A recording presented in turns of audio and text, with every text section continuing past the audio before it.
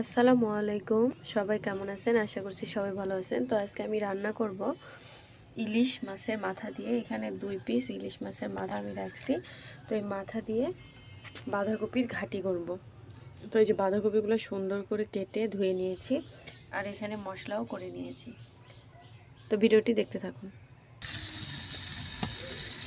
তো এই যে মশলা দিয়ে মাছগুলো সুন্দর করে কষিয়ে নেব। তো এই যে ইলিশ মাছটাকে সুন্দর করে কষিয়ে নিয়েছি, এখন নামিয়ে নেব। তো এখানে বাঁধাকপিটা আমি এখন তেলে দেব। এখানে আমি রসুন কুচি, পেঁয়াজ কুচি আর দারচিনি, কালো এলাচ, সাদা এলাচ নিয়ে নিয়েছি। পরিমাণ মতো জিরে দিয়েছি। তো আমি এখানে অল্প কিছু আলু আর গাজর দিয়ে দিয়েছি। তো আমি এটা সুন্দর করে এখন মিক্স করে নেব।